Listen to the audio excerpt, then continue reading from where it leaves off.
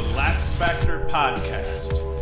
What is up, college lacrosse fans? You're watching episode 223 of the LaxFactor Lacrosse podcast. I am your host, Ted Hoost, and today we are going to talk schedules. I'm going to talk about the Syracuse schedule for 2023. We're going to talk Cornell, we're going to talk Penn, and then we're going to talk Denver. Before I get into it, as always, be sure to like, subscribe, hit the notification bell, share the crap out of the podcast, video or audio version. You can see the video version on both YouTube and on Spotify. So if you really want to mix between listening and watching where you think relevant, Spotify is probably the best place for you to watch it because you can enjoy both the audio and the video, and you can actually switch between the two as you're going on. And then you can always go to LaxFactor.com. We put both the audio and the video version on each blog post that's tied to each of the videos. And the blog post is my full notes mixed up with the audio and the video all jumbled together. And then, as always, if you go to our website, you can also buy some merch here. We've got our Club Lacrosse All-Star t-shirt, a bunch of t-shirts and crap like that, either branded by the podcast or just randos that we design and crap like that. So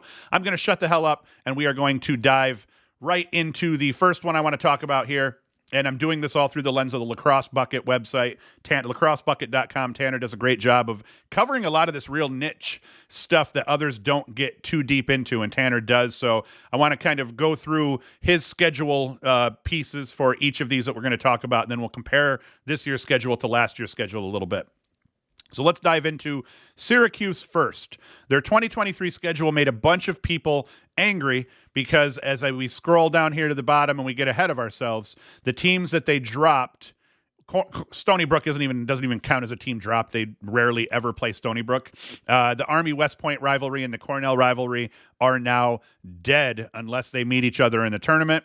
Now, the Army-West Point one I get to a degree, but what a lot of people are calling here is they're saying, well, this is just Syracuse trying to make their schedule easier. That's not what they did, not by a long shot if you really go in and look at it, and we'll dive into it here a little bit. I don't like them ditching Army, but I get it. They ditch Army, they add Maryland. That's pretty much the trade-off. Yes, they played both of those teams last year, so many are going to say, no, they ditched Army and they added a fluffy, easy win team into the mix there. Yes, but they kind of needed to. Most teams didn't play the type of schedule that Syracuse played last year, and they had to get another winnable game on the schedule, and they had to ditch one of those 50-50 games off of the schedule. I think that was important because the ACC doesn't have that automatic qualifier, and they're having to play two ACC teams twice, so you got 6 ACC games against 4 teams. It makes it brutal, and I don't like that they ditched Army, but I do like that they had Army removed from the schedule and replaced them with a winnable game. Now, I would have rather seen Maryland just go. I'd rather they didn't play Maryland during the regular season. But like Gary Gate is probably coming from an area of, hey, Army's a good and tough game, but we want to play the best, which is what they do between now playing Maryland and then the whole ACC gauntlet that they play. And the one I'm really upset about is ditching Cornell.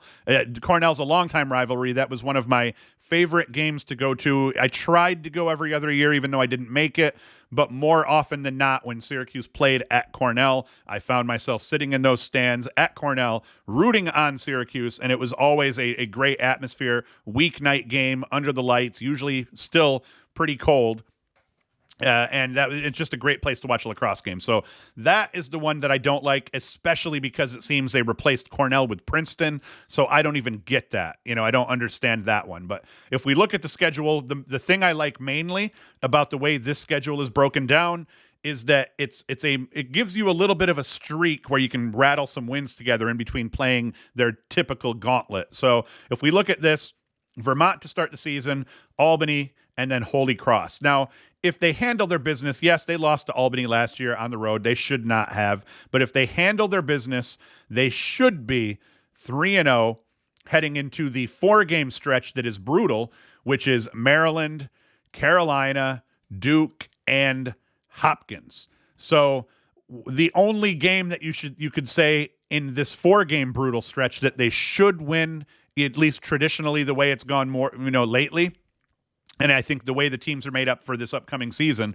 I think that's their best chance of getting a win here. I think they should be 3-0 heading into these 3, and then this 4-game stretch is huge because if they could even just go 1-3 over this 4-game stretch, and they're sitting at 4-3 heading into another very winnable stretch of games against Hofstra, St. Bonaventure, and Hobart. If they could get lucky and they go 2-2 over this 4-game stretch right here, now they're sitting at 5-2 heading into another very winnable stretch here. So let's say they do that. Let's say they pull that off. They're 5-2 after the Hopkins game. I don't care which games they win out of that stretch of 4, although it would be really nice to beat Maryland. It'd be nice to go 4-0, but they're not going to do that. I don't think. It's just all these teams are just too good. And Syracuse is really young, trying to figure things out. But I mean, if they could get lucky and go 5-2 by the end of this stretch here, by the end of this 7-game stretch, then they're 6-2, 7-2, 8-2, if they handle their business. I am by no means assuming Syracuse is going to beat Hofstra, St. Bonaventure, and Hobart. I do assume they're going to beat the Bonnies. Hobart and Hofstra, they could give them some problems, and Hobart gave them problems last year. But I mean, 5-2 heading into it, 6-2, 7-2, 8-2, then heading into this absolutely brutal portion of the schedule to close the season against Notre Dame, Princeton, Carolina, Virginia, and Duke. They have Duke twice this season, which could present problems, but that's last year they had Virginia and Notre Dame twice last season. So last year they had the 2 best teams in the ACC twice. So they had to play 4 games against 2 of the best teams in the country last year. That's just a brutal thing to have to do. And, who knows, the way the season shakes out this year, Duke and Carolina could be, 2 of the best teams in the ACC, but I think Virginia is overall. So the moral of the story is I like the makeup of the schedule better. If you look at last year, here's the flow of the schedule last year. And a team that's just not quite up to snuff in terms of talent, in terms of depth, in terms of leadership, this schedule set them up to fail, I believe. You've got Holy Cross to start the season, and holy shit, they beat the hell out of them. Then you got Maryland. They played admirably against Maryland, but boom, you go to number 1 and number 2 back-to-back, and then you got Army. So it's like you play a winnable game, then you play killers. Then you play another winnable game, and then you play Hopkins, who's, maybe not a killer anymore, but they were ranked, and they are traditionally a huge rival of Syracuse's. Then a winnable game, and then Duke and Notre Dame. And by this point here, they're getting killed. You're what, 1-3, 2-3, 2-4, 3-4. You're 4-4 because you upset Duke at this point. But then you've got Notre Dame, so now you're 4-5. Then you got Albany on the road, and they drop a bad one to Albany on the road, and then the wheels came off after that. Note, though, national runner-up Cornell, they played them to overtime. Carolina, 1-goal game here. They played better against Virginia in the second game, and they played better against Notre Dame in the final game. But you look up here, they got just their dicks kicked in against Notre Dame, 22-6 in the middle of the season here, and it didn't give them a chance to get any type of flow. And if, like I said, you look at the schedule this year, it's flow city, man. You're looking at 3 very winnable games, and then 4 really tough games, and then you're looking at 3 very winnable games, and then you're getting into the gauntlet here. So if they could just split this middle stretch here, split the middle stretch, and you could even go 2-5 over this final stretch, or 2-3 over this final stretch here. Now you've got enough wins that you're at least have a above 500 record, and you might have been able to rattle off some really quality wins. The key is going to be they have to go 6-0 against Vermont, Albany, and Holy Cross, and then they have to go, included in that would be Hofstra, St. Bonaventure, and Hobart. They have to win those 6 non-conference games, and then if they lose to a Maryland and a Hopkins, but they're able to beat a Princeton and who was the other tough one? Yeah, I guess there wasn't. So if they, you don't have to win all your non-conference games, but this year, more important than any season, and last year it would have helped too, they have to win those 6 that they are definitely supposed to win. And then Maryland and Princeton split against Maryland and Princeton. And then as long as you don't drop all your ACC games, now you're with a winning record in the hunt for a playoff spot, even if you're one of the first teams out, where last year they weren't even a consideration. If you come down here to the key games, Maryland, first test of the year for this squad will come February 18th. And like I said, the first true test for this squad against the Blue Blood comes after they play 3 very winnable games before that. Then North Carolina, Hopkins, those happen all in succession, and then you got Virginia towards the end of the year. So I like the schedule overall. I like the flow of the schedule. I like their chances of finishing above 500. I'm not going to make any predictions anymore. Maybe I will leading deeper into the season, but for right now, I'm not going to make hey, I think they're going to win this many games. I just want to say that I think this is a schedule that sets them up for success a lot more than last season's schedule did, and they need that considering they have a very young team. Now, the next one that I want to talk about, another team that's near and dear to me, Cornell. Sorry, had to get a drink for all you people just listening, hearing me slobber. Cornell. Their schedule, the main thing here, they're void of the Syracuse game overall, but their schedule features 13 games with 7 of them coming on the road, 6 coming at home. They open the season against Albany and will open Ivy League play on March 18th against Yale. Now, their schedule very similar to Syracuse's, and I think theirs is even more favorable towards them here. You have Colgate. That's a very winnable game. Actually, no, that's a scrimmage, so that one doesn't even count. Scrap that right off of it. Open with Albany, winnable game, Lehigh, winnable game, and then Hobart. So you end up starting with 3 games that, Cornell with this team here. Listen, and that's not to say that, especially Lehigh, I think Lehigh's probably the better of these, although Lehigh's lost some guys to transfer, so I don't know. But I think these are 3 very winnable games for Cornell. And if we look at how they started last season, win against Albany, win against Lehigh, win against Hobart. So there's no difference here. And then that leads them into a tougher stretch here where now all of a sudden you have Ohio State, Penn State, Yale, and Penn. So very similar to Syracuse. 3 winnable games to start the season. Then you have a gauntlet a little bit. Or actually, no, they start with 4 winnable. Yeah, 3, sorry. I'm screwing up here. 3 winnable games to start the season right here. That stupid scrimmage at the top is screwing me up. And then they, just like Syracuse, then they have a gauntlet of 4 very tough games against Ohio State, Cornell, Yale, Ohio State, Penn State, Yale, and Penn. Now, I like their chances against Ohio State's supposed to be really good this year, so I expect this to be a true dogfight. And if we look at what happened last year, Ohio State was hot coming into this game, and Cornell handled their business and beat them 14-11 in Ithaca.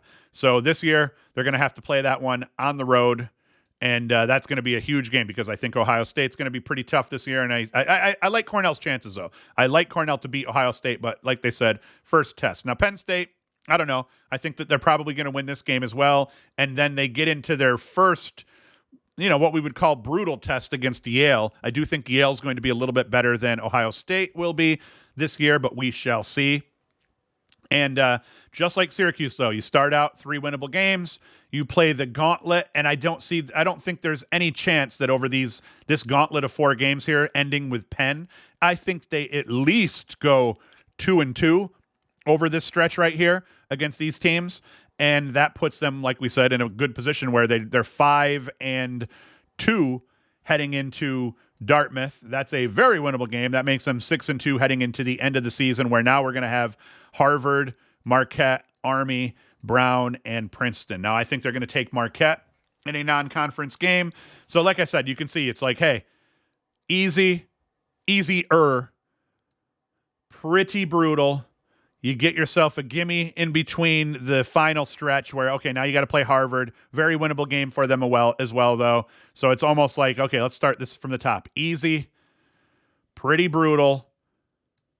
Both winnable games for them. Actually, no, 3 winnable games for them leading into West Point, Brown, and Princeton. And then if we look at how they finished up here, win against Ohio State, win against Penn State, win against Yale. Then they had the loss to Penn, win against Colgate, who they don't play this year, beat Dartmouth by a goal only. So, I mean, I'm talking about how that should be a really easy winnable game for them, and it should be. But conference games can get hairy. They beat up on Harvard. No more Syracuse. So you can see their schedule makeup is very, very similar to what it was prior. I think it's the Marquette game that pretty much includes Syracuse, but it has a similar flow. Winnable games, broken up by a brutal part of the schedule, a couple winnable games, and then you get back into kind of the brutal part of the schedule again. New opponents, like we said, Marquette, teams dropped Colgate and Syracuse. I'm not mad about that. Some Colgate and Cornell fans might be mad about ditching the Colgate-Cornell rivalry just because they're close in terms of proximity. I'm not, but very favorable schedule for Cornell. Not an easy schedule at all. They're going to play a bunch of really good teams here. If we come in, the Ivy last year was really solid in their non-conference play, which I think they probably will be again this year, just because I like how the Ivies match up. And I'm surprised that the Ivies haven't seen a bigger drop in terms of the quality of play due to losing a lot of talent. Like Yale, for instance, loses Fake to freaking Notre Dame. Penn lost a bunch of guys to teams, but didn't matter. They still played tough lacrosse. So I think the schedule favors them overall for 2023.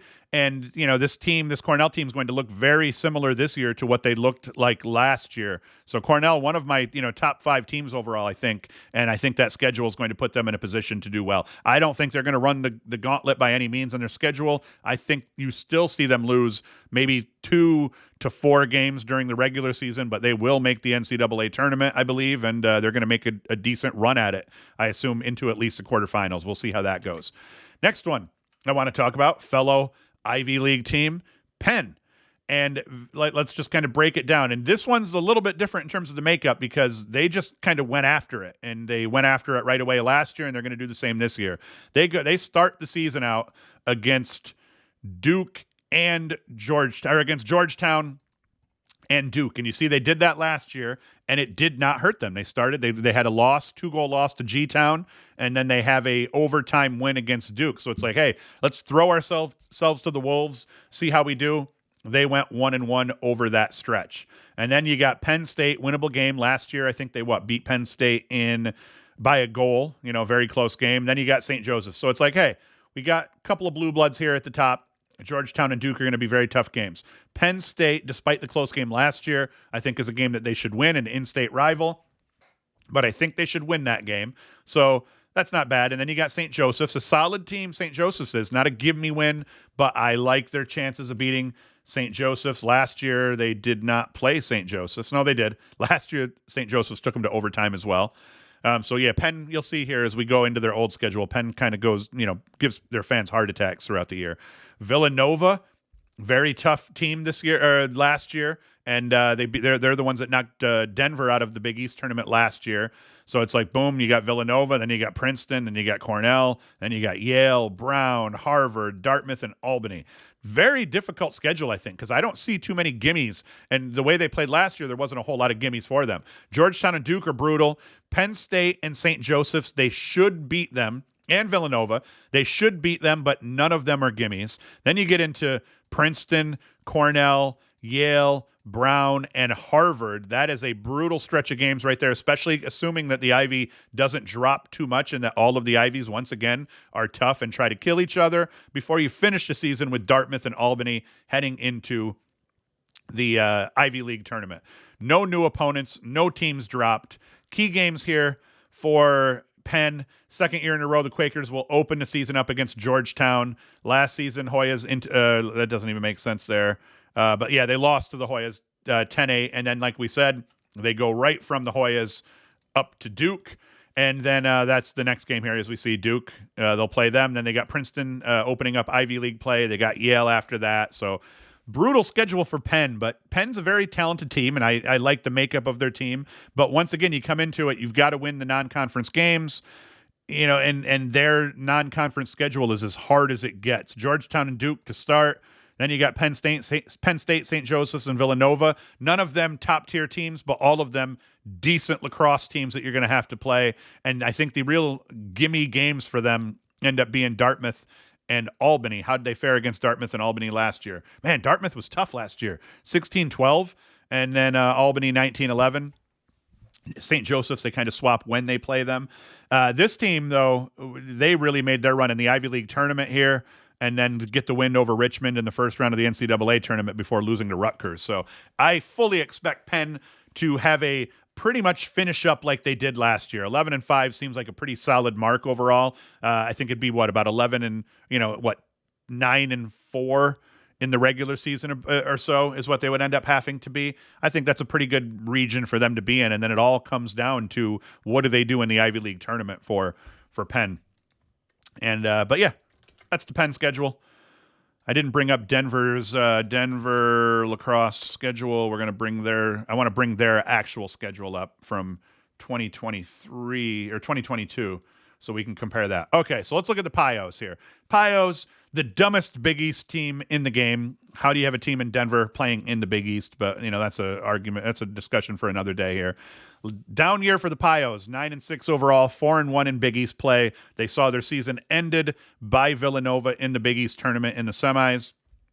This year, it's going to be a rough one for them again here. They lose Jungle Jack Hanna, who's now playing in the PLL and tearing it up in the NLL. So that's pretty dope for Jungle Jack Hanna.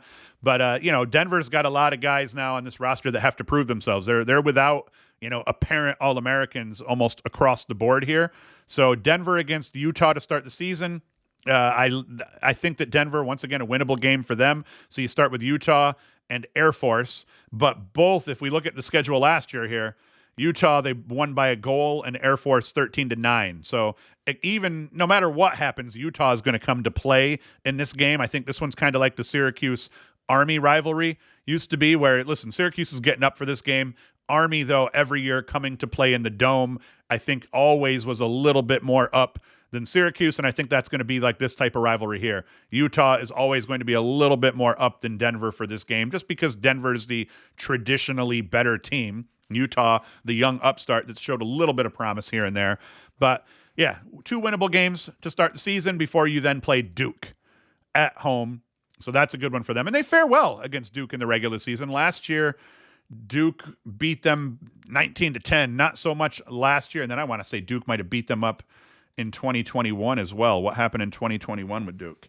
Lost by 2 to Duke in 2021.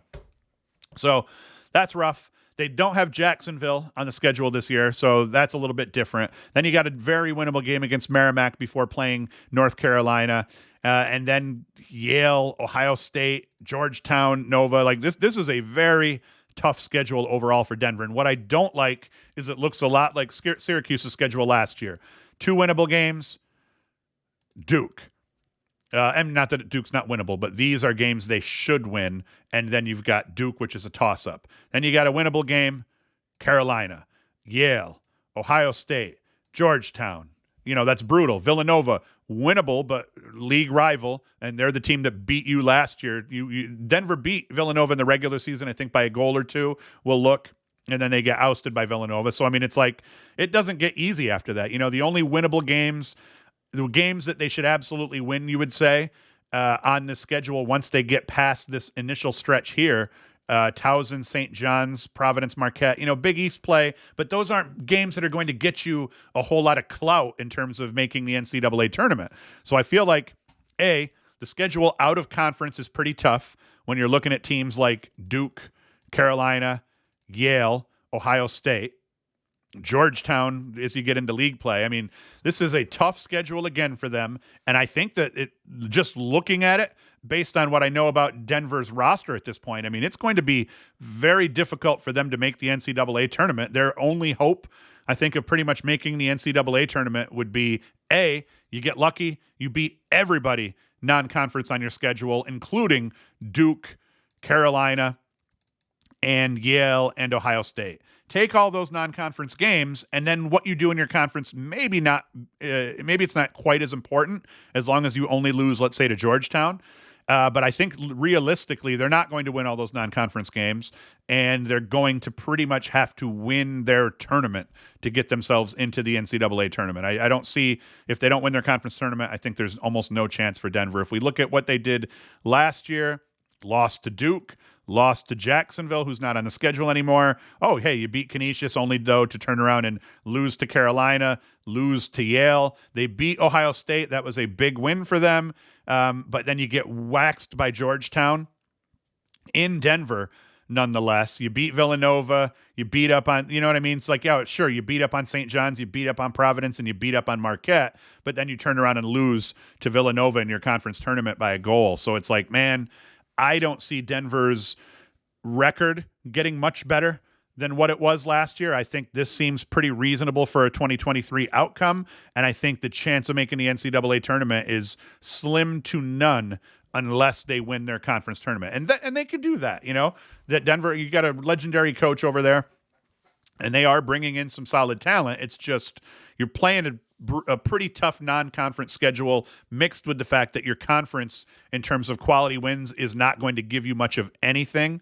So I think that's like, handle your business, handle your non-conference business and at least split that, win out even with a Georgetown loss, go 4-1 in the regular season in the Big East again. And then you really got to win that conference tournament. I mean, I don't even think getting to the finals is going to be enough to get them in. It could be, but they're going to have to, pull a decent upset against one of these solid teams. But all right, guys, I've rambled long enough here. I don't want to talk too long about anymore. We're going to do some other schedules here. I'm waiting for some other Big Ten teams and some other Big East or ACC team schedules to come out, and we'll probably throw another video together. One team that I did want to talk about, and I'll talk about in the next video, is Michigan. I like what Michigan did with their schedule. I don't know how it will pan out for them, but I like that it looks like they're dodging people a little bit less and putting some other tough games on their schedule leading into the 2023 season. I've always chirped them for doing really well early in the season. Zawada put up a shit ton of points last year early in the season, and then they got to the conference portion of their schedule and a couple of the non-conference games and got brought back down to reality. I like that they're going to test themselves a little bit earlier in the season this year, and that'll be interesting to see. But that's all. Thank you for watching. Thank you for listening. As always, go to LaxFactor.com. Support us by buying some merch and things like that. And then I will be back next weekend for Face-Off guys. We're going to do the All-American list for the Face-Off guys. I'm going to talk about 3 guys. I'm going to talk about the 3 guys that I think will eat the top 3 spots: first team, second team, and third team. All the other positions I did first team only, but because Face-Off guys gives us a little bit more room to play with, I'm going to talk about the 3 top face-off guys that I think are going to produce in 2023 and end up grabbing those top 3 All-American spots. So as always, thank you for watching. Thank you for listening. I'll put out a bunch of shorts throughout this week here, both highlight related and a couple, maybe even we'll do a couple of the schedule reviews in shorts. On TikTok, Instagram, and on YouTube. So watch for that as I try to put more and more shorts out, try to give you a little bit more content. Not even just highlight related, but I'm going to try to keep the shorts me still talking about lacrosse and crap like that. So that's it. I'm going to shut the hell up and let you guys get on with your Sundays. Thank you for your support, and Hoost is out. The LaxFactor Podcast.